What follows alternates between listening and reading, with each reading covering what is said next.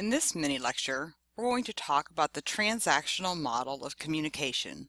But before we start, we should probably identify a definition of communication. And in its simplest form, we can say that communication is the process of sending and receiving messages through verbal and nonverbal means. So let's take a look at what the transactional model of communication is. This is actually a graphic representation of the collaborative and ongoing message exchange between individuals or an individual and a group of individuals with the goal of understanding each other. Now that seems like a rather complicated definition, but if we think about communication, we think about the fact that it is an interaction between people. I may encode a message and you may decode that message, but then you're also sending feedback to me, either verbally or non-verbally, and I'm interpreting those messages and then perhaps adjusting my message. Think about if you're in a conversation with your friend and you're trying to tell them about your day. If your friend is looking at you, nodding his or her head, maybe saying, "I know," that would give you feedback that your friend is understanding your message. However, if your friend was rolling their eyes, looking away, responding to a text, that would provide you with feedback that your friend is really not listening to your message. And that happens on an ongoing basis throughout any interaction. So let's take a look at this picture model. Here we see that there are two people that are communicating. One is sending a message and others receiving a message, but at that same time the people are interacting. There may be noise that interferes with this. We may be our thoughts, it may be external noise, and we need to constantly adapt our messages in response to that. So in the transactional process, the people involved in the act of communicating are actively and simultaneously sending as well as receiving information. Participants view their communication as intentional, that we mean to say and do what we do during the interaction.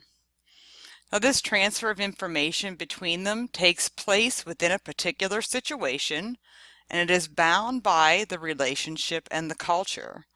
So for example, I may interact in a very different way with my mom than I do with my best friend. The speaker and the audience are co-communicators in the process, and there is an equal responsibility and power to create as well as to understand a message. This is true whether it's just an interaction with one other person or if you are delivering a speech in front of a group of people. So there are some terms that you should know about the transactional model of communication. On this slide, it's going to identify all of those terms, but I think we should break those down into smaller units. Let's first say that the speaker is the person who initiates or is responsible for most of the message. The audience is the person or persons who are receiving the message and contributing feedback. They are showing in some way that they understand or do not understand the message. The message itself is the verbal or the nonverbal ideas that are encoded or sent by the speaker and decoded or understood by the audience. So now let's break it down a little further with encoding. When we encode a message, it is just the process of sending a message. The speaker attempts to take the thoughts in their head and form it into a verbal message that the receiver can understand. Now, perfect communication is impossible. We all have different thoughts, feelings, and backgrounds. We may have different meanings of words. What I think a word means may not be what you think it means. And this makes the entire process of communication not always go as smoothly as we would like. So we've encoded a message, we have sent a message. What now needs to happen is that we need to decode that message. This is when the audience or the receiver attempts to understand the meaning of the sender's message. Now we need to understand that meaning is in people. What you say may not be what I understand, and I'm sure we've all experienced situations where this has happened because we all have different life experiences, and these experiences affect how we understand words, how we interpret messages, and how we judge behaviors. Feedback is the verbal and nonverbal messages that are sent or encoded by the audience and interpreted or decoded by the speaker. This is a continuous process. A message is sent, and then you watch the other person or people to see if the message was received. Hopefully, you are aware of their feedback and can then adapt your message to increase their understanding. The channel is how the message is communicated. Think of what happens when you're talking on a phone versus if you send a text. What happens if you're sitting face to face across the table with someone versus Skyping with someone who's across the country. Think of a song on the radio versus a song sung at a live concert. This is the way that the message is communicated. Now, where often there is breakdown in communication is with noise, and noise is any force that interferes with effective communication. When we hear the word noise, we often think of a loud sound, maybe a jackhammer, maybe a crying baby, but there are many different types of noise. One is physiological noise. This involves biological factor in the receiver or the sender that interfere with an accurate reception. Think of someone who has hearing impairment, or you're trying to talk to your friends and they have their earphones on and they can't hear you. Another type of noise is psychological noise. These are the mental forces within a receiver or sender that might inhibit his or her ability to either encode or decode a message correctly. For example, you just had a fight with your parents and you're having a really difficult time concentrating in class. That is psychological noise. Something that happens somewhere else is interfering with your ability to really understand a message.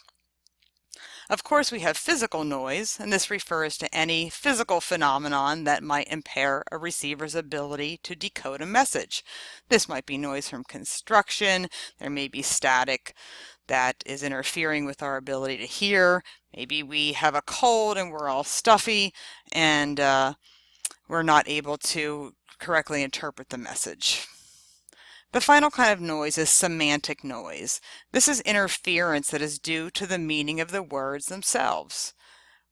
Sometimes the words are too technical. We just don't understand.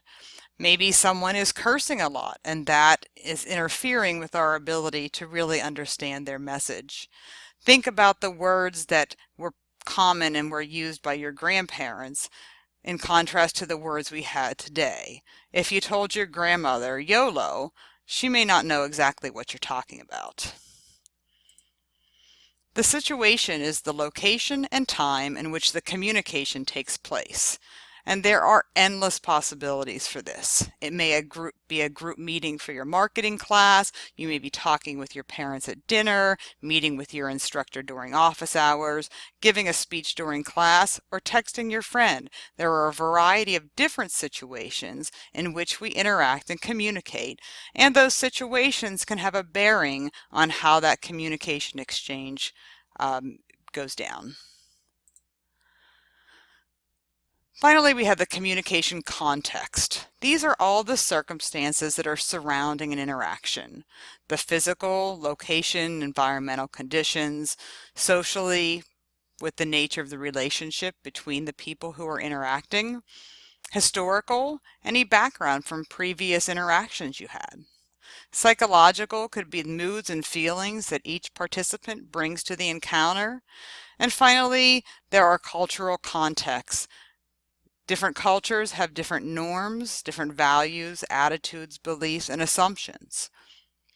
So all of these variables come into play when we think about the transactional model of communication.